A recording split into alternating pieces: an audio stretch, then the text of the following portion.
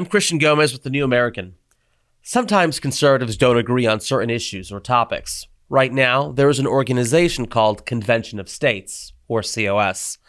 They are attempting to activate concerned citizens and legislators to push for an Article 5 convention, ostensibly to propose changes or amendments to the Constitution, such as for term limits and fiscal restraint. The John Birch Society believes this to be not only unnecessary, but also deceptive and dangerous.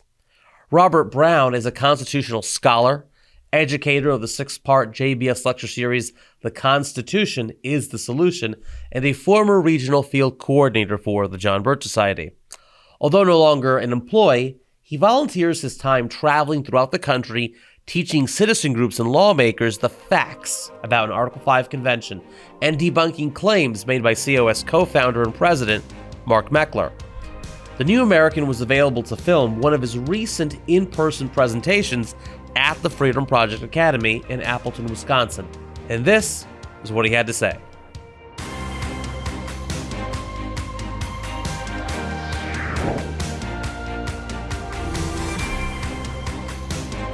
We're really not following the Constitution anymore, which I think we all know that by now.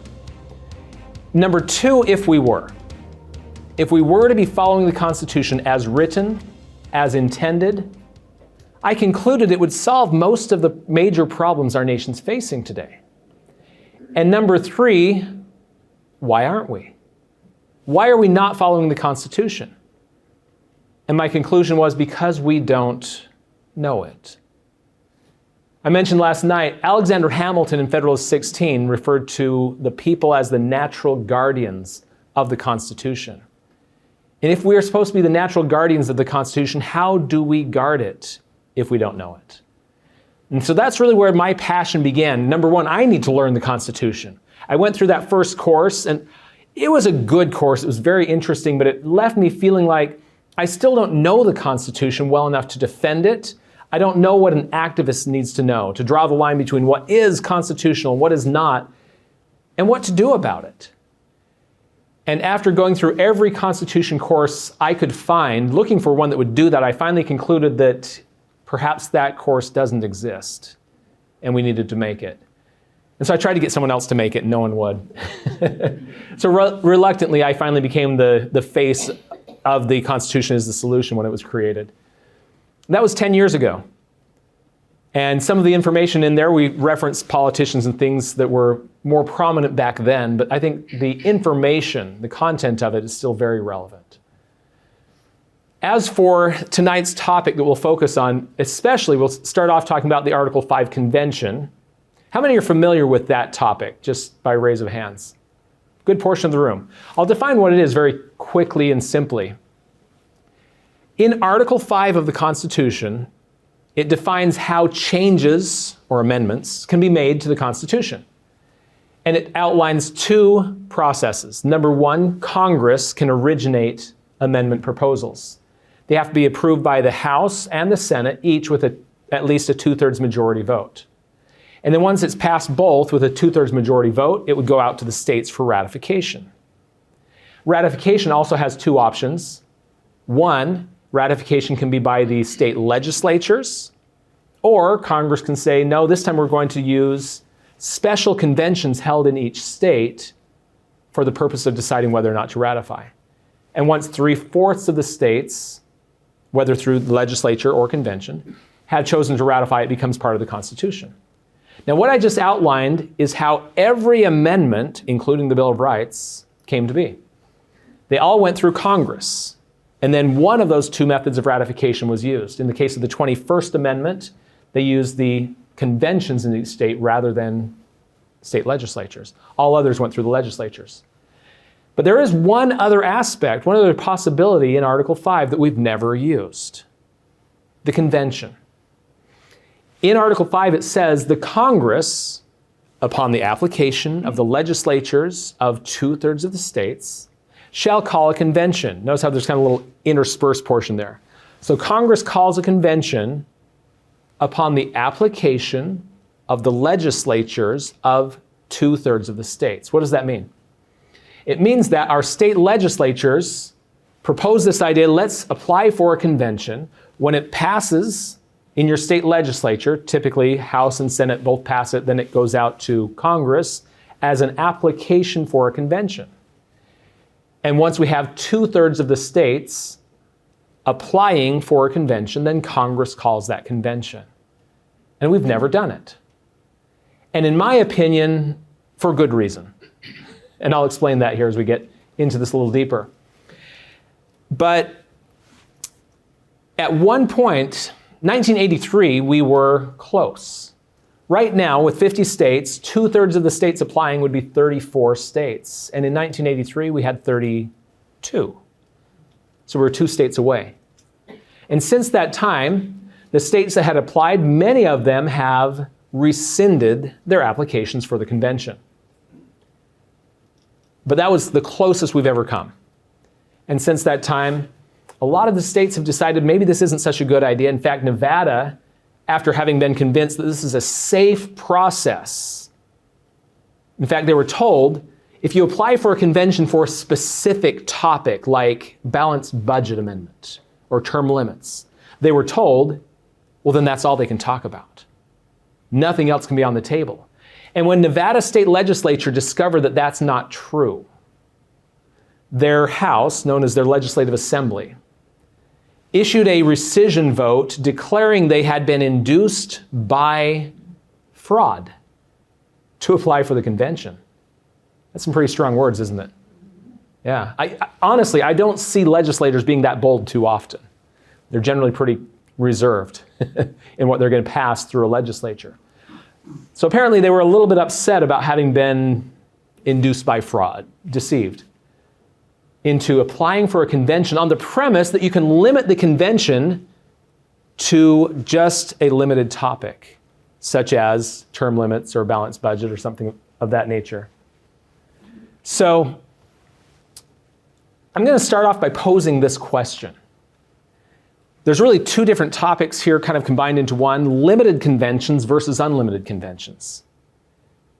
Nevada and other states had been convinced to apply for a convention that they were told would be limited to specific topics and nothing else could be on the table. On the other hand, would anyone in this room support a convention that was the other way around? Would any of us support a convention where the convention can touch anything and everything in the Constitution? It's completely open. They could change the entire Constitution if they so chose. And once they're done proposing their changes, they can also write their own rules for the ratification procedure. How many would support that idea? That's my typical response. And I've given this presentation all around the country. Thousands of people I've asked that question to now. And I think I've only ever had one person say, yeah, I might support that. Okay, we've got one.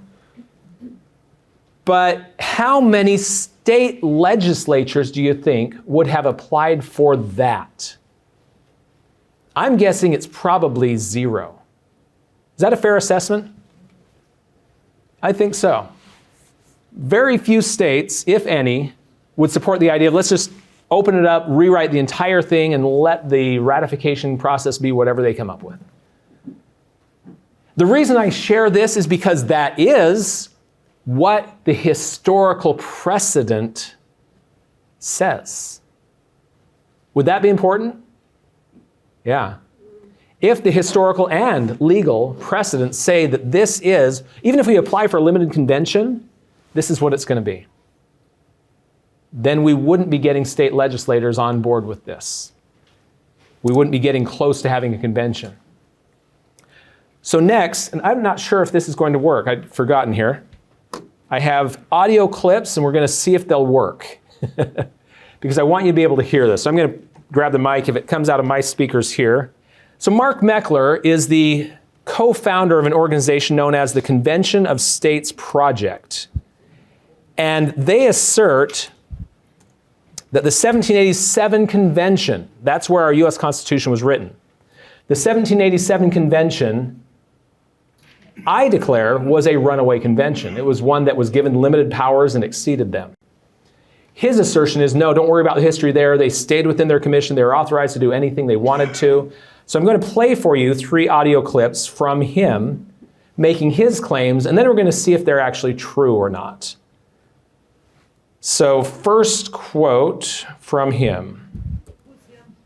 This is Mark Meckler, co-founder of the Convention of States Project. So he's one of the groups that's pushing for, let's have a convention. He's one promising state legislators, this will be a limited convention.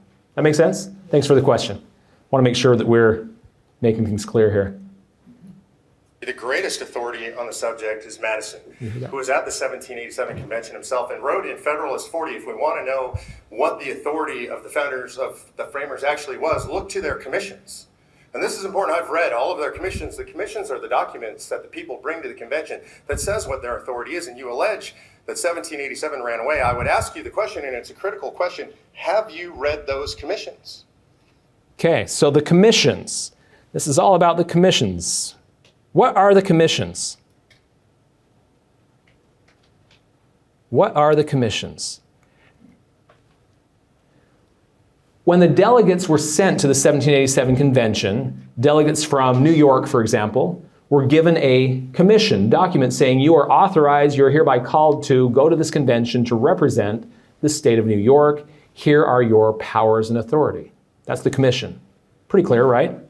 And so as we look to their commissions, what were they given the authority to do?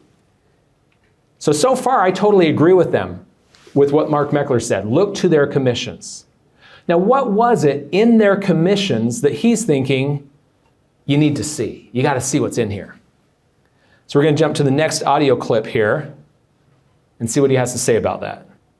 7 of the commissioners, the first 7 states to call the convention, had this language in their commissions that said the commissioners have any and all authority necessary to render the federal constitution adequate for the exigencies of the union. Okay, you get that? Is everyone able to hear that? So he says 7 of the states had this language in their commissions. The commissioners have any and all authority necessary. That's a pretty broad grant of power, isn't it? That's huge. How many states were there, by the way? There were a total of 13. How many attended the convention? 12. Someone said that. Rhode Island didn't attend. So of the 12, 7, just over half, had language in their commission. The commissioners have any and all authority necessary. Huge, broad, unlimited grant of power. I'd say that's surprising, to say the least. This next quote is also Mark Meckler 2 years later. Because when he came out with this previous quote here, I challenged him on it and said, really? 7 of them? Which ones? His answer is, well, okay, maybe it wasn't 7. And because his underlying premise was 1787 convention was a runaway convention. Yes, that the premise is the whole thing ran away. That's actually just a lie and a slander against the founders. Here's the deal. He hasn't read the commissions of the delegates who went to that convention. All of them except for one had this language in it. The commissioner has any and all authority necessary to render the federal constitution adequate for the exigencies of the union. So maybe it wasn't 7. What's he saying now? 11. So the story's expanded. That's interesting. Question, have you read the commissions? Anyone? Christian, my Constitution nerd friend, fellow Constitution nerd, I'm in the same category, is the only one in the room. And the last time I gave this speech in South Carolina, in numerous locations, nobody had read the commissions there. I went to Philadelphia, I found one person there that was another fellow Constitution nerd that had read the commissions. It's rare. So when he says this, have you read their commissions? And their commissions say this. How many people know whether or not he's telling the truth? Me, Christian. It's going to be rare, isn't it? So I've read their commissions. How many do you think it actually is? Is it 7 or is it 11? Neither. Okay, how many is it? What do you think? The answer is 0. This language, any and all authority necessary, appears in exactly none of their commissions. He made it up. Is that shocking? To me, it's shocking that anyone would be so bold as to make this claim for years, year in, year out, legislative hearing after legislative hearing, even when I'm calling him out on it, and he'll keep making the same claim. Well, I've got a copy of the commissions here. Would you mind showing me that language in even one of them? Because it's not there. Now let me ask you this question. Why? Why would he say that? What would his motive be? Any thoughts? To get that authority. Okay. I'll tell you what it is. 1787 convention, they didn't have that in their language, did they? But they did move forward anyway. This was a classic, what we'd call today, a runaway convention. Convention that was given limited power and they chose not to obey. We're going to get into some of that detail. But he has, right now, he's leading a movement around the country to try to assure state legislators this is safe. And if he admits what actually happened in 1787 was a limited convention that did not obey their limits, then we have to recognize, does history ever repeat itself? And he would have to admit, yeah, history might repeat itself. And as we apply for this limited convention, it could do the same thing. It could ignore the limits we're giving them, which is why I said on the previous page, how many would support a convention that's totally open? He's not going to get any traction with his movement today, is he? If he admits true history. So next I want to get into that true history just a little bit here. So if what he was saying, go ahead, question. Yeah, Meckler's a conservative, right? I believe so. Okay. Yeah. He says he is, so I'm going to take him at his word on that, yeah. He was a former leader of the Tea Party Patriots organization, so I would hope that someone that's leading Tea Party Patriots is a conservative. But I don't know what his motives are here, other than that he's telling anything he needs to say to get this convention to happen, regardless of any attachment to facts. I could spend all night just talking about various things he's said that are totally easily proven to be untrue. That would start getting to feel like I'm just doing a Mark Meckler bash, though. I'd rather give something a little more constructive. But here are the three things that I would say. If what he's saying was true, number one, if their commissions actually gave them any and all authority, do you think the delegates would have known that? Yeah, of course. They would have read their commissions, right? So when they got to that convention in 1787, and some of them began to question, do we actually have the authority to do what we're talking about doing? At least one delegate would have said, well, yeah, we do. It says right here we have any and all authority. Let's move forward. We can do this. But because that didn't happen, they had to appeal to a different power. We'll get into that. Okay, so delegates who looked to their commission. That's exactly what Mark Meckler said we should do. That's what they did in 1787. Let's look at our commissions. So here's what happened. First of all, at the beginning of the 1787 convention, some of you might be familiar with this history, how our Constitution was formed. It started off with the first proposal was the Virginia Plan. Is that familiar to anybody? A little bit, yeah, good. The Virginia Plan was a radical departure from our current form of government. What was the current one? What was our first Constitution? The Articles, yeah, that's right. The Articles of Confederation. And the Articles of Confederation were federal. And the Virginia Plan was the proposal of not federal, but a national form of government. And today we're kind of at a disadvantage because we tend to use those words as if they're interchangeable. They kind of mean the same thing, and they don't. And even at the time, Gouverneur Morris, by the way, that's his name. That's not a title. His first name's Gouverneur. That's kind of cool, actually, I think. So Gouverneur Morris, delegate from Pennsylvania, he says, let's first define our terms so that all the delegates are on the same page here. So he explains the difference between federal and national. Federal rests on the good faith of the parties. It's voluntary participation. Whereas national has complete and compulsive operation, meaning they have the ability to force compliance. So under the Articles of Confederation, the federal government had no enforcement power over the states. That's quite different, isn't it? And it was a problem. So much so that, for example, they were given the responsibility to help raise funds for our troops to help fight our war for independence against Great Britain, but they had no power to tax. How do you do that? How do you come up with money? Well, they went to the states and pleaded. That's all they could do. And if the states raised taxes, spent taxes, and hey, we got some left over, let's send it over to George Washington to help fund the troops. How well do you think that worked? It wasn't working. It wasn't working well at all. So that was one of the major problems in the Articles of Confederation, and one of the drivers for why they felt we need some ability to force in our federal government. We need to create some national enforcement power. But as soon as the Virginia Plan was introduced, and it was a proposal for a national form of government, objection, I don't think we have the power to do that.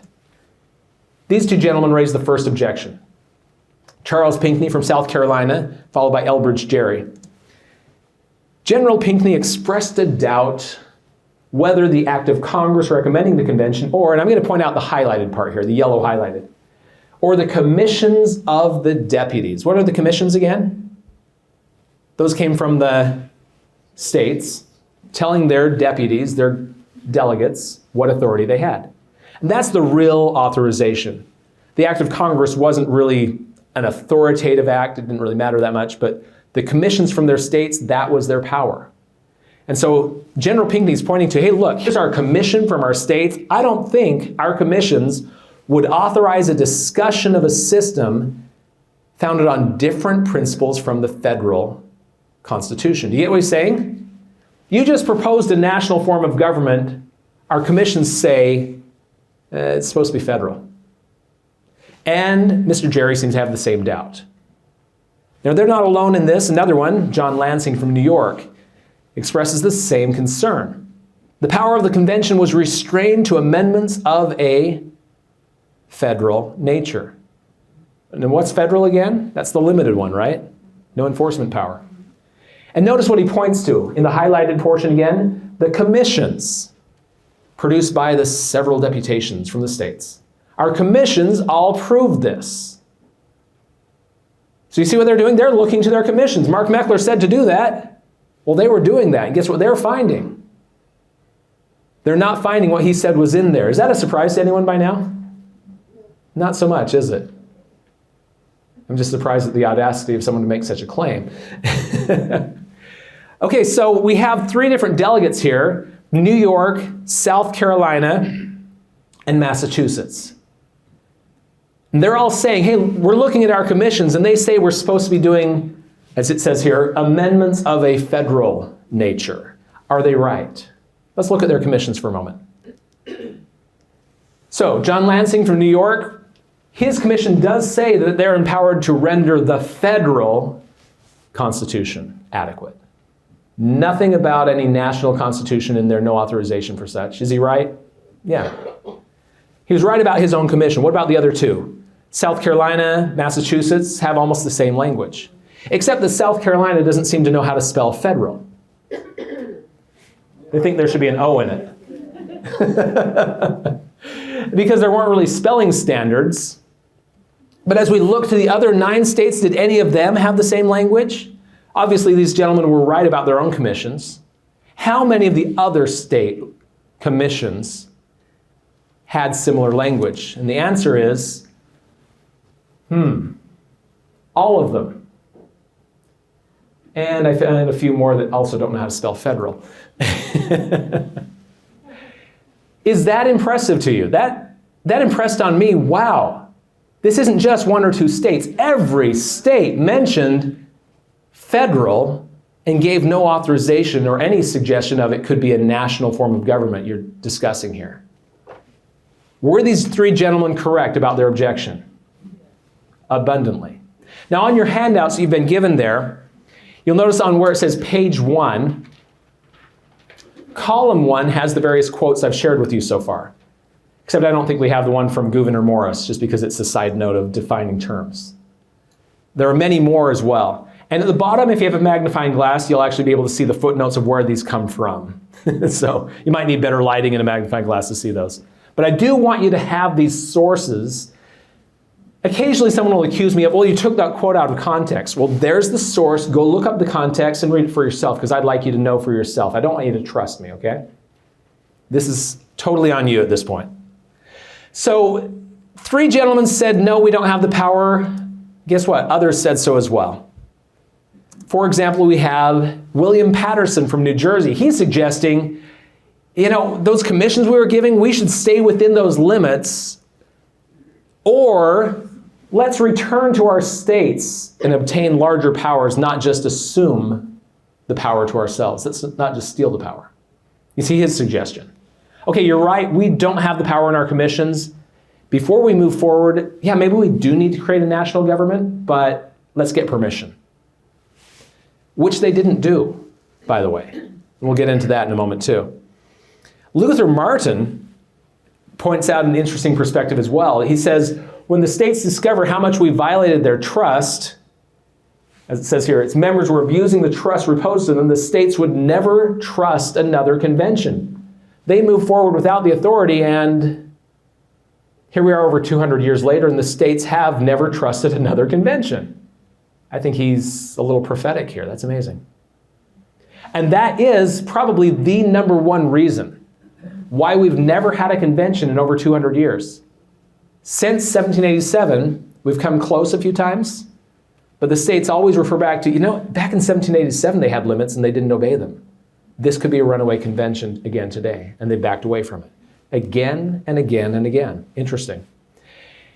Now, when the U.S. Constitution back in 1787 went out to the states for their approval, in those conventions in those states, this issue came up again. The anti-federalists, the ones who were against ratifying the new Constitution, raised this objection saying, hey, that convention had no authority to be proposing this kind of a constitution. We shouldn't even be considering it. I'll mention a couple of those here for you. For example, Patrick Henry. This is also on your column 1 list there. That they exceeded their power is perfectly clear. We can go into more detail if you want to there on the page. Another one, this one from Robert Whitehill, he says that they've set aside the laws under which they are appointed. They've overthrown that government which they were called upon to amend. And if you look up this quote, there's some more interesting context. He even says, if the delegates had gone to the states and asked for permission, they couldn't have given it. Because the state governments had all sworn oaths to uphold their state constitutions and the sovereignty of their states. And so they didn't have the authority to give the convention power to undermine the authority and sovereignty of their state by giving it to a federal government, or a national government, That's an interesting perspective. The states couldn't authorize it because that would be surrendering the sovereignty that they were sworn to uphold. Okay, now what about delegates who said, hey, you know what, we do have the authority in our commissions. I've looked for them and I haven't been able to find them. I couldn't find any. But I did find delegates who said, you know what, we may not have the authority, but we have the necessity. We need to do it anyway. Starting off that list of quotations, we have Edmund Randolph here explaining what a bad idea the Articles of Confederation were. I cannot otherwise conceive how they could have formed a system that provided no means of enforcing the powers that were nominally given it. Isn't that basically what I explained the problem was with the Articles of Confederation? They were given duties, but no power to perform those duties. How did we ever come up with such a system in the first place? Okay, honestly, I agree with him here. The Articles of Confederation were not a workable system. Giving Congress duties with no power did not work, and they began to really see that. So we have a lot of justification from various delegates saying, yep, we need to do it anyway. We may not have the authority. Alexander Hamilton, for example, to rely on and propose any plan not adequate to these exigencies, means urgent needs of our union, merely because it was not clearly within our powers, would be to sacrifice the means to the end. What does that mean? Does that mean we clearly have the power? No, it means we don't clearly have the power, but we need to do it anyway. Pretty obvious, isn't it? Another gentleman you might have heard of before, James Madison. He says, it's therefore essential that such changes be instituted by informal and unauthorized propositions. It's essential. It's unauthorized, but we need to do it. And the second part of his quote here, it's admitted the convention have departed from the tenor of their commissions. In this one, he's referring to, we changed the ratification process. It was defined in the existing Constitution. It was in our commissions that were supposed to ratify by approval of Congress and every state legislature. And they knew that wasn't going to happen. So they changed the ratification process, took it out of the hands of Congress, took it out of the hands of the state legislature, and gave it to the people themselves, represented in conventions in each state. And in one state, Rhode Island, the convention was every voter. So everybody got to vote on whether or not to adopt the new Constitution. That's interesting. But what did he just say there? Twice, we didn't follow what we were instructed to do. We did not obey our commissions. Are we starting to see a picture of a runaway convention here? Yeah, definitely.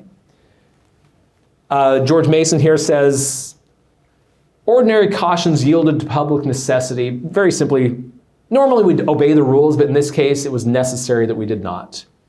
Now we get some of my favorites. Last two here. Edmund Randolph. There are great seasons when persons with limited powers are justified in exceeding them. Sometimes their language is not so clear today as it was then, but that one I think it couldn't be clearer. Right? What's he saying? Did they have limited powers or did they not? Yeah. So let me just circle back to where Mark Meckler at the beginning said these guys had all authority. They were given any and all authority necessary. Is that myth or fact? I think we're pretty clear on that one, aren't we? And in fact, I've offered $10,000 to them to prove that. And a few other things. I'll show you my $10,000 challenge in just a moment here. No one's taken my money yet. So if it wasn't state authority from their delegate commissions, what authority did they claim? James Wilson, this was in one of the ratifying conventions in the states, or in Pennsylvania, this issue came up again.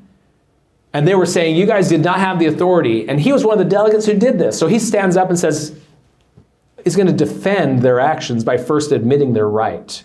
You know what? You're right. The Federal Convention did not act at all upon the powers given them by their states. Is that clear? You cannot mistake what he just said there. But then he goes on to explain what authority they did use.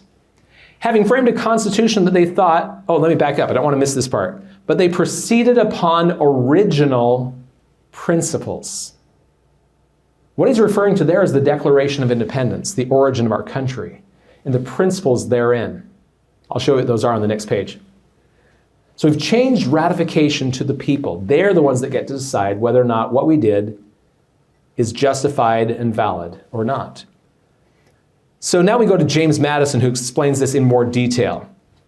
First of all, they chose to exercise the transcendent and precious right of the people to abolish or alter their governments. Does that language sound at all familiar to anyone? The right of the people to alter or abolish their government? Where does that come from? Declaration of Independence. This is where, on the previous page, they appealed to original principles of the Declaration of Independence, the right of the people to, he got the language backward, alter or abolish or alter, same thing. Interesting. He also says the people were in fact the fountain of all power. We understand that's our form of government, right? That we, the people, are the highest power in the land, and that we delegate our power to government. It says so in the Declaration of Independence. Deriving their just powers from the consent of the governed, it says. All power comes from the people in our form of government. So the people were in fact the fountain of all power. By resorting to them, all difficulties were got over. Now here's the key. Now they could alter constitutions as they pleased. So where did they get the authority to change the Constitution however they liked? Was it from their states or was it from the people? The people, yeah. Because they're exercising the right of the people to alter or abolish, and then they're going to turn it over to the people to validate it or not. I compare this to if you go to a grocery store and you say, if I buy an entire case of these apples, can I get a discount? And the store clerk says, you know what, I'm not authorized to give you that kind of a discount. I can't do that for you. Can I speak to the manager or store owner? You go to the store owner and he says, oh, sure, I'd be happy to give you a discount. That saves us a little bit of money, case quantity, sure. What just happened? You were not given permission from the store clerk, so you went to his superior. The delegates in 1787 were not given permission to create a national government from their store clerk, the states. So they went to the boss. Who's the boss of the states? The people. Pretty simple concept. The plan to be framed and proposed was to be submitted to the people themselves. The disapprobation, meaning disapproval, of this supreme authority, the people, would destroy it forever. So if the people disapprove, it doesn't matter if we overstepped our authority or not. The people say no, then the Constitution just becomes a piece of history that never meant anything. But if the people approve, it then has authority. So how did the people approve? If you look at Article 7 of the U.S. Constitution, that is where it defines a new ratification process.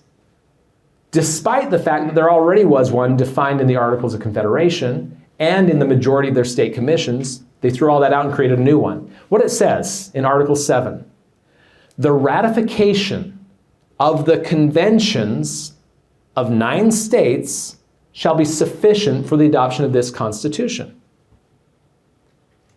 The old rules were Congress and all 13 state legislatures. Did you hear 13 state legislatures mentioned? Or how many was it? The ratification of the conventions of 9. So they lowered how many, didn't they? Instead of unanimous, every state had to ratify, it was only 9 now. So they brought the percentage down. But in addition to that, Congress was not mentioned, and state legislatures were not mentioned. They changed who votes on ratification. It was conventions held in each state. The people selected who's going to represent them at the state convention to ratify or not. So that's kind of how that process worked more in detail. And as I mentioned earlier, in Rhode Island, every voter was a delegate at that convention.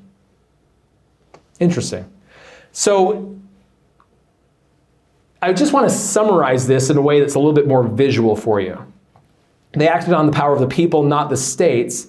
Now you may have heard, how many have heard of the organization Convention of States?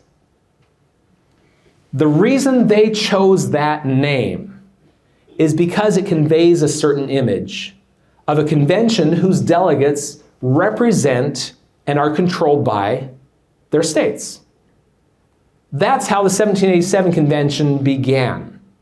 They were a convention of states. In fact, many of the founding fathers referred to the 1787 convention as a convention of the states. The Articles of Confederation were also created by a convention of states.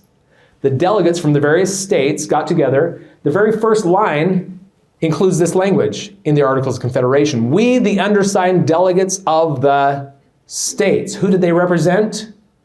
The states, right? So when the Articles of Confederation were made, it was made by a convention of the states. The 1787 convention, where our U.S. Constitution was written, when they first called that convention, they had the idea this is going to be another convention of the states. And they're going to be limited by what the states tell them they can do. And remember what they did? They didn't follow those rules, right? So literally what happened was the 1787 convention was originally formed and called as a convention of the states, but then it transformed itself into a convention representing who? The people, exactly. Making sure you're all paying attention here, good. So it transformed from a convention of the states to a convention of the people. Why is that significant? And just to prove this point, what are the first 3 words of the Constitution? We the states? No. We the people. Because the convention had transformed itself to being a convention of the people. Now again, why is this significant? Because today when we see groups calling themselves things like Convention of the States, and we're calling for a Convention of the States, they want you to think it's going to be a convention that can be limited by the states, right? Just remember what happened the last time we had a Convention of the States. It became what? A convention of the people. Is that interesting? Why am I spending so much time on this? Why are we making this point so clear and so irrefutable? Because if we call for a convention today and we claim it's limited and then it's not, what do we have? We have an unlimited convention. How many were in favor of having an unlimited convention today? That kind of takes the whole wind out of the sails of that movement, doesn't it? So here's my $10,000 challenge to them in detail. Anyone want 10,000? I am serious about this challenge, by the way. It has 3 parts. The first one is, show me that Mark Meckler was not lying. When he said that 7 or 11 of their commissions had this language in it, I would expect you could open up at least some of their commissions and find that language in it. And I'll make this easy on you, find one. Find one of those delegate commissions that had that language in it. They have any and all authority necessary. I think already my money's pretty safe because none of them say that. I have read their commissions. But number 2, you'd need to find a delegate who pointed to that. Hey, we're having this debate in the convention whether or not we have the authority. Here's my commission. It says we have any and all authority. Problem solved. Let's move forward. Because if that was in their commission, somebody would have said so. And then number 3, you need to show that that was the majority opinion. Guess what? Yep, we have that authority in our commissions. This is not a runaway convention. Well, what's the converse of this? Either someone's going to take my $10,000, which, yes, I do have it. There it is, right there. Digital money. I'll send you that image if you want. No, I'd send you real money. Either someone's going to take my $10,000, or we have to admit, by applying for a limited convention, we're really applying for what? An unlimited convention. Where at the very beginning I start off with that question, how many would support an unlimited convention? And at that point, nobody would. Now this concept that the 1787 convention transformed itself to representing, who did they represent ultimately? The people. Has been upheld in the courts ever since, as states have had conventions to revise or replace their state constitutions. Corpus Juris Secundum is a compilation of the Supreme Court opinions of state Supreme Courts around the country on this topic, that when state conventions have happened and state legislatures have tried to limit their power, they've been shot down by their state courts over and over and over again. Here's the summary of their conclusions on those. The members of a constitutional convention are the direct representatives of the people. As such, their power may not, in any respect, be limited or restrained by the legislature. Why is that one significant? Where does that precedent come from? 1787. Is this what Mark Meckler is telling state legislators? He's telling them exactly the opposite, isn't he? Dirty little secret here. I've been challenging him to a debate for, about 2 years, 2.5 years now? And earlier this year, I ran into him in the Iowa State Capitol and said, hey, when are you going to have the courage to actually debate me in public? He says, never. That's never going to happen. Anyone have any idea why that is? It's probably the same reason they won't take my $10,000. Yeah. I did have a little debate with him there in the capital of Iowa, just in the hallways there, and one of our coordinators was there videoing the whole thing. It was quite fun. How many times I'd corner him on something and just change the topic. You've seen it, right, Christian? That one's kind of a fun video for as much of it as you can hear. There's a lot of background noise. I think that's probably the only time he'll ever debate me, was when I corner him like that. Anyway, that's significant.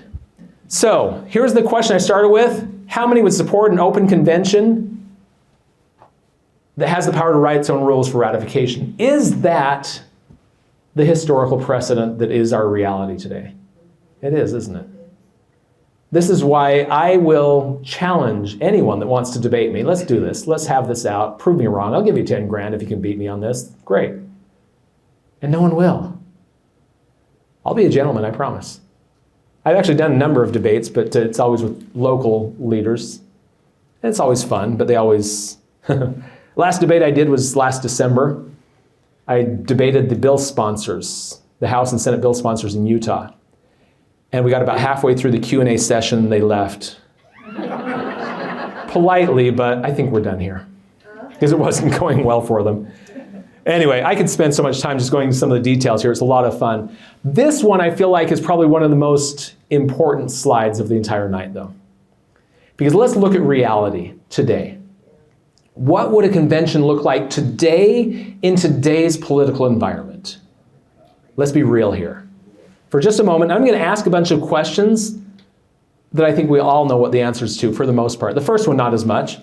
The first question is, who chooses the delegates?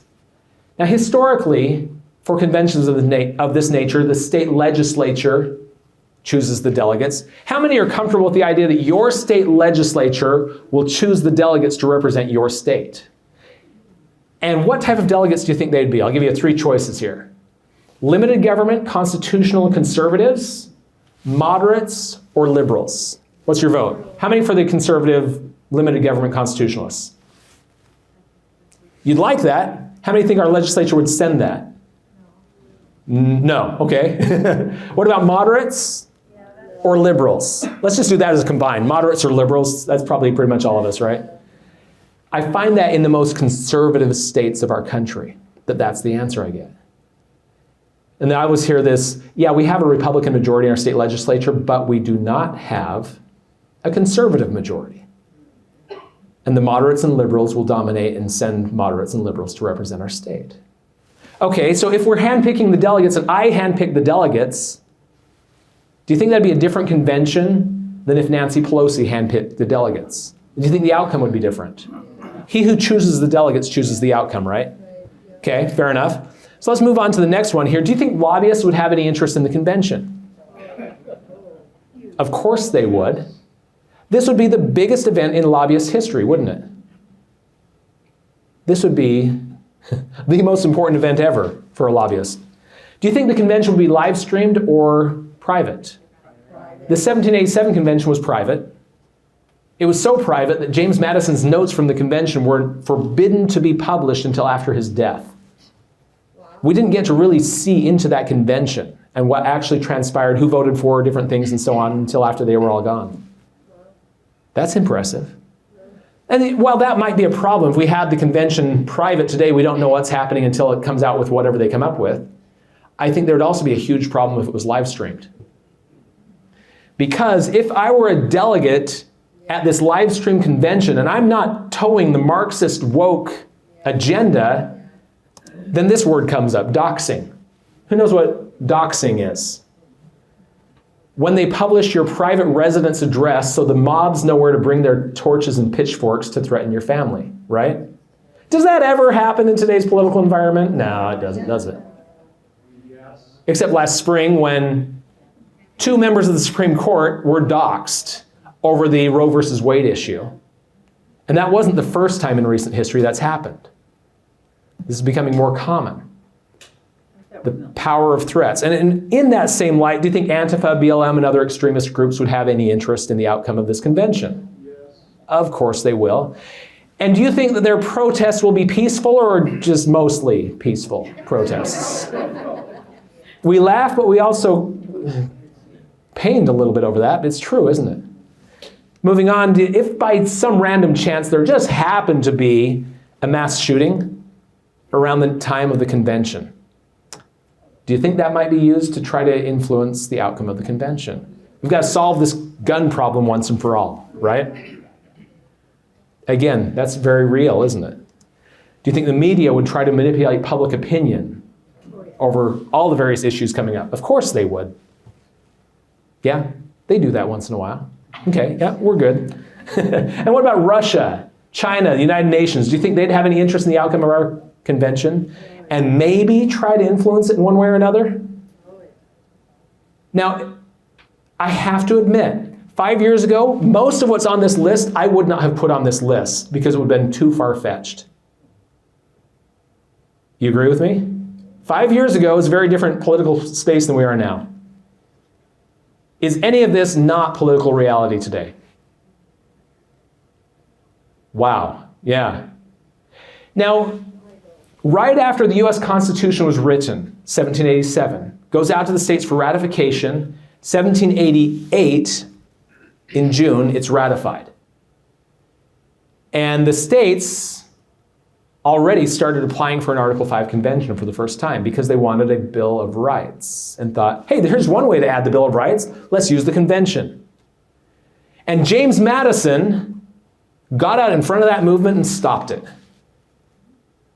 explaining why he felt it would be much more dangerous to propose the Bill of Rights through a convention. In one of the letters explaining this, he says, having witnessed the difficulties and dangers of the first convention, the one we had last year, the 1787 convention where we wrote the Constitution, having witnessed the difficulties and dangers of the first convention, I should tremble for the result of a second, meeting in the present temper of America. What was his concern? I'll tell you very bluntly what it was. We have this new Constitution we've not really used yet, and they're already possibly threatening to change it. Why don't we try using it first before we have this convention? That was his concern then. You know, I can echo those very words today. We haven't used our current Constitution in my lifetime, not seriously. Before proposing changing it, why don't we use it first and see how it works out? Having witnessed the difficulties and dangers of the 1787 convention, I should tremble for the result of a convention in today's present temper of America. I would conclude that it would be national suicide. And you know what? We don't need to change the Constitution. It already says what we need it to say. I have to go down this rabbit trail, forgive me for just a moment. Remember how I mentioned the two state legislators I debated last December left the debate early? We got through 4 questions. There was a stack of questions. The 4th question, each one of them went worse for them than the previous one. The 4th question was the clincher. They couldn't take it anymore. Here's what the question was. So why do you think the Founding Fathers did not include a balanced budget requirement in the Constitution? And my opponents, the state legislators, said, I don't know. I wish they did. I really don't know why they didn't. Okay, Mr. Brown, your turn. What's your answer? Because they had something better. It's called the enumeration of powers. Congress is only allowed to spend money on tasks that are actually enumerated in the Constitution. And if we were obeying that today, it would trim the federal budget by around 80%. We'd have roughly $2 trillion surplus annually. Isn't that better than just merely balancing the budget? And I got a standing ovation for that, and they left. Can you see why? Because what the Constitution already says is better than what they're proposing.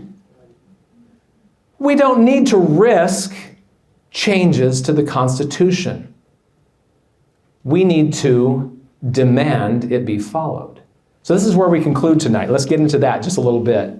I have to love this one. Daniel Webster, hold on to the Constitution and to the republic for which it stands. Miracles do not cluster. And what has happened once in 6,000 years may not happen again. Hold on to the Constitution, for if the American Constitution should fail, there will be anarchy throughout the world. I think he's right. So how do we enforce the Constitution? I'm going to go through this part pretty quickly. In the Federalist Papers, Madison and Hamilton give us some great answers. I'm going to jump to this 3rd one here first. One of the great powers that we, the people, have is the disquietude of the people. How many of you have used that word this week? Besides me. And I only use it when I'm quoting Federalist 46. I love the word, though, disquietude. It literally means the people are becoming less quiet. They're speaking out against your actions as a state legislator, for example. And if you're a state legislator and your citizens are beginning to speak out, expressing their disquietude about your actions in office, your chances for re-election are going down, right? I want you to understand, disquietude is a very powerful tool. In addition to the ability to elect more faithful representatives. Yeah, the ballot box is important too. If that were our only power, it's not enough. You also have this power of disquietude between elections. I'm going to show you how powerful disquietude is. Just one moment. Here's a quote I mentioned at the beginning tonight.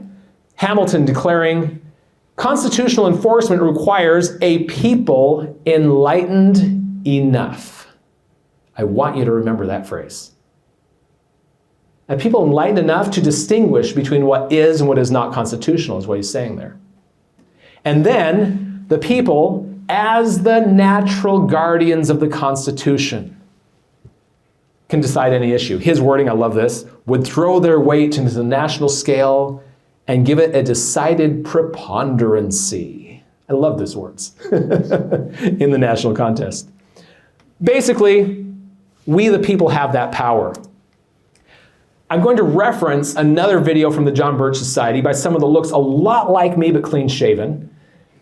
The Power of 500. This can also be viewed on YouTube. This explains how we transformed my congressman in Montana a few years ago from being a constitutional moderate, following the Constitution some of the time. Here's his voting record, by the way, his history when we started this program, The Power of 500. This was July of 2009. He got a 60%. We launched the Power 500 that July, and I remember standing at the door dressed about like I am with a stack of his voting record in my hands. And I was just inside the door, and everyone that came to this event where he's speaking got a copy of his voting record. I remember distinctly there was a couple sitting about as far away as these chairs. The wife leans over to the husband with their backs to me. She says, "Honey, I don't think he's with Congressman Rehberg's campaign." Because this voting record doesn't look very good for Congressman Rehberg. And then the meeting began and the questions began. "Congressman Rehberg, I want to ask you where you felt you had the constitutional authority for this vote that I'm seeing here on your voting record." And we began doing this every time he'd hold a town hall meeting anywhere around Montana. And 4 months later, guess what his score was? He got a new personal record of 80%. And the next time he got another 80%, and we kept the pressure on him. He got up to a 90%, and I showed up to the next town hall meeting and said, "Congratulations, Congressman Rehberg. 10% more, and I'll volunteer to be out on your campaign trail for you."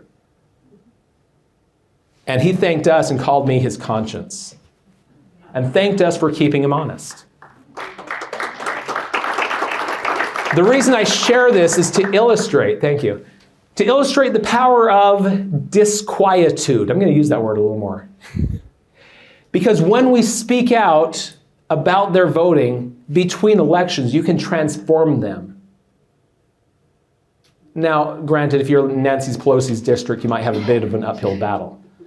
But in most cases, especially if you have someone that's somewhere in the middle there, you can nudge them a lot more constitutional pretty quickly and easily. With this tool, the Freedom Index, a congressional scorecard based on the U.S. Constitution. Now, we have these for U.S. Congress and in most states now for your state legislature as well. I just got 200 of this particular one, my U.S. Senator Mike Lee.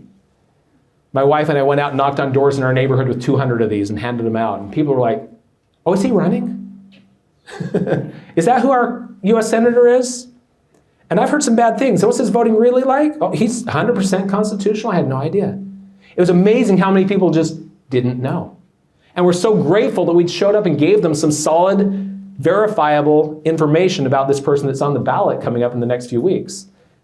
Now, this is something we do year round. Each time they come out with this twice a year, let's go out and knock on the doors again. They start looking to us. Do you see how this Power of 500 works?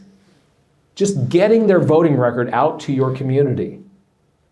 The more you shine light, the more they tend to pay attention. Or the roaches tend to scatter, whichever way you want to go. Okay, I'm just going to conclude with this one last story. I love this one. This takes us full circle. Back in 2018 in Boise, Idaho, the Convention of States organization had Robert Kelly there giving their presentation. And someone asked this question, what happens when you change the Constitution and they still don't follow it?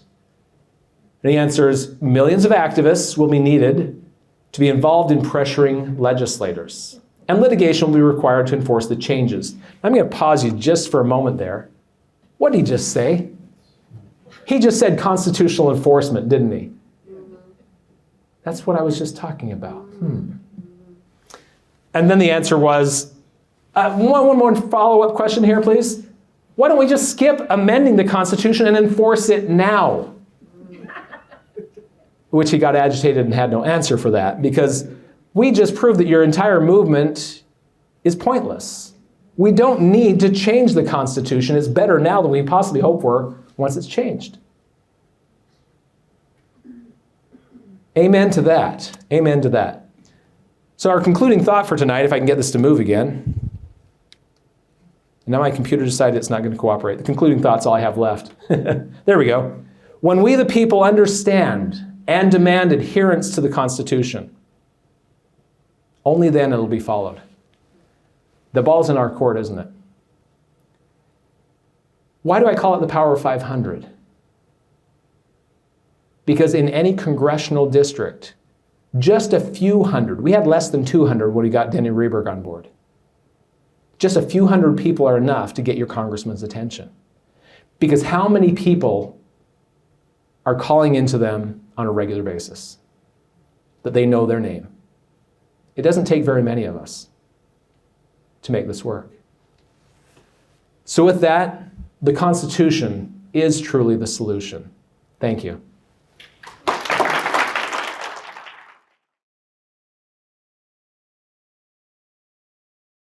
That's a good question.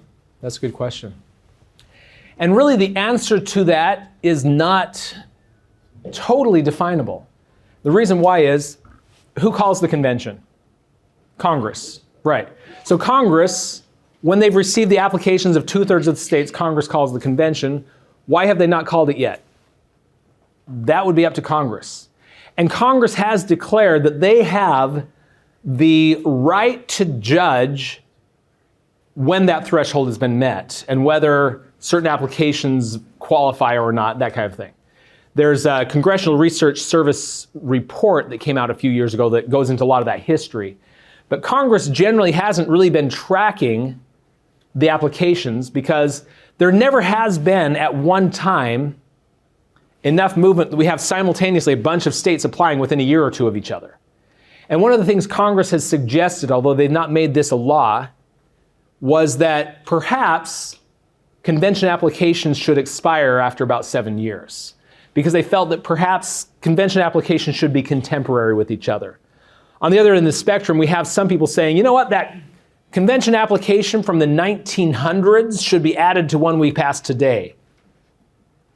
And others, and so on. In fact, we just saw earlier this last year, there was a guy in Utah, a state legislator there, who proposed, you know what, we have the 34 states. If you count these ones from 1788, some two that were original convention applications for the Bill of Rights, if you count those, plus a few from 1900, asking for the 17th Amendment, plus a few today, look, we can count up to 34 there, because those ones have never been rescinded back in 1788. Is that valid?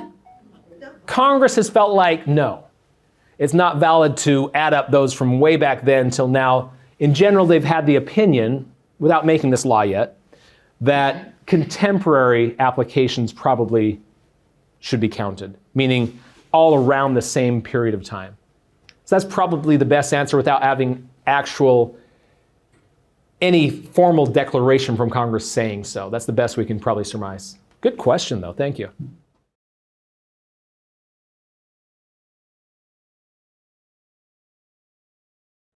There's a lot I could say on this topic. Was everyone able to hear his question from the back as well? Long list of prominent people endorsing this convention. And how many of them have done the deep study of this topic? I have to admit, this topic is huge. I could spend about 12 hours teaching you all the different things I know about this topic, and I wouldn't finish in 12 hours because there are so many angles. Christian and I have been going over a lot of this lately.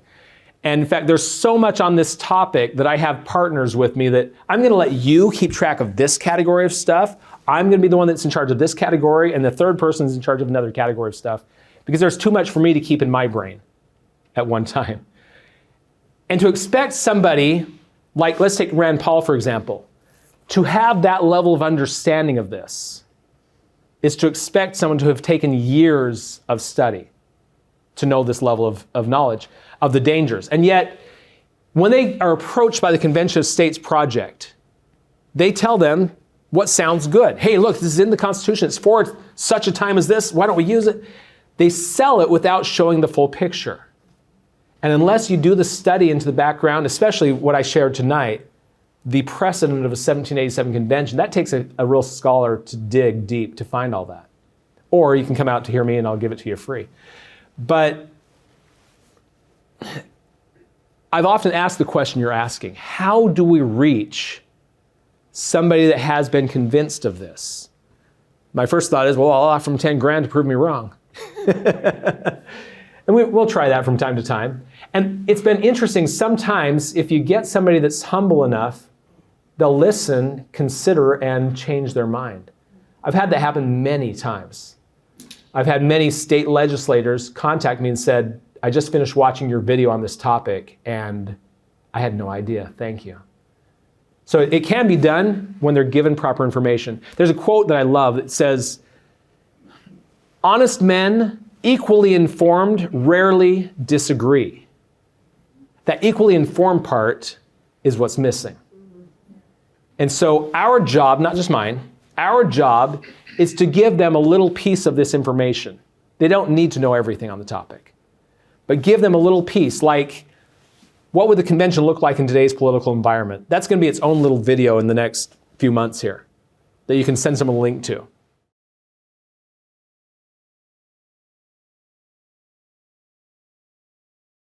Madison's opposition to using it for the Bill of Rights, for example, he said amendments through Congress is the safer route. So you're exactly right there. And I'll tell you what their response would be. Their response, if you're speaking to someone that's a Convention of States promoter, why don't we have this go through Congress? Well, Congress will never propose that. And my answer to that is, why not? Let me share with you a story. On a speech tour a couple of years ago in Arkansas, we had some well-connected JBS members there that were able to get me a personal visit with the governor there and the lieutenant governor and their attorney general. The most interesting of the three was my visit with the lieutenant governor, Tim Griffin. Tim Griffin was a former member of Congress. And first off, we started talking about the Article 5 Convention. He totally agrees with us because he's a smart man. And,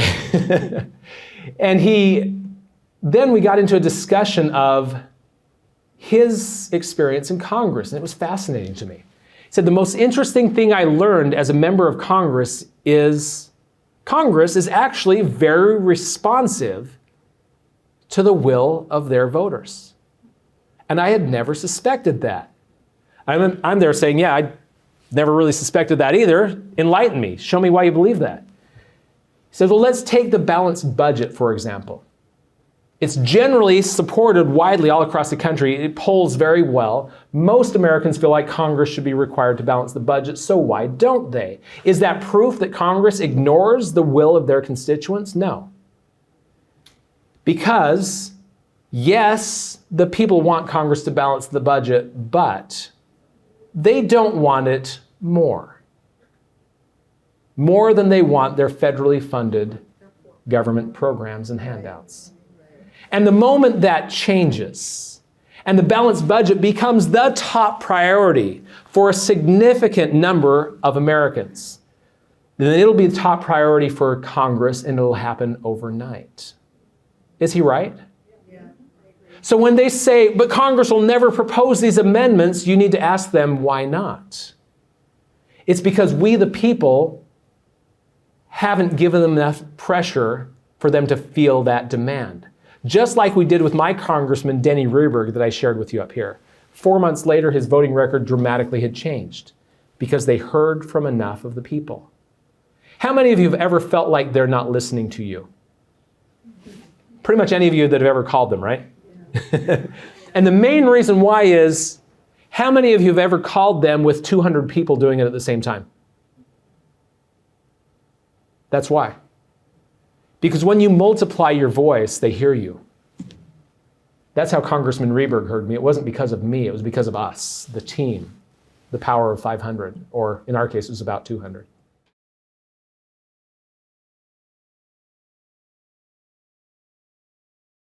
Okay, question for those in the back. What do you feel is the likelihood or possibility of, at a convention held today, they might even redefine the boundaries of the states? Is that possible? Yes, it is. Is that something that's even on the table? Actually, yes, it is. There's a constitution that's been drafted, Constitution of the New States of America. Who drafted that one? Do you remember? You remember how I mentioned there's 3 different people that I lean on? The one on this side that I was referring to is the one that would know that answer. I'm not the one. Rexford Tugwell, okay. What organization was, because it was, okay, thank you. That was what the answer was. I'm going to lean on Christian tonight for that one. There's too much to keep in one head. So the Ford Foundation created the Constitution of the New States of America, and in that one they proposed really the dissolving of the states and creating regions. And was it 5 or 6? I think it was 5, if I remember correctly, 5 regional governments. And these are not states that are independent and sovereign. These are field offices for the federal government to implement what the federal government tells them to do. So, on the one hand, that proposal sounds a little outlandish, what you're asking, but on the other hand, it is on the table. It is something the Ford Foundation has drafted in their model of, you know, it's probably time to update our Constitution. Here's what we think it should look like. Interesting. I'm going to comment on this for just a moment. We are on our 2nd Constitution right now, right? We went from the Articles of Confederation to the current U.S. Constitution. And what was required for that transition? A convention. And if we transition from our current one to a new one, it'll take a convention to do that. One of the things that David was mentioning, though, is the difficulty of merging nations that are not equal. I want to go into this. This is actually a lecture I gave a number of years ago. Haven't even thought about this one for probably 6 or 7 years, but I love this topic. Because, has anyone ever heard of proposals like a North American Union? I'm going to use that one as an example. Because in order to have a North American Union, you can't just right now, overnight, unite United States, Mexico, and Canada. You first have to harmonize. Compare this to the Panama Canal. Anyone familiar with how that works? They have the different locks and they raise and lower water levels. You can't just open the floodgates, right? Before you open the gates, you've got to equalize the water level. Between the 3 countries, we have to equalize the liberty and the economy of those countries before you can open it up, or it'll be destructive.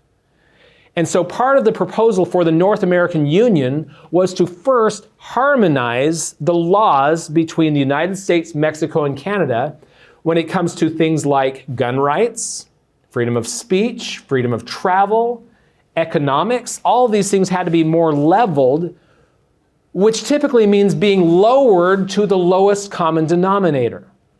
If you have more freedom, you need to do with less so that we can merge with Mexico and Canada.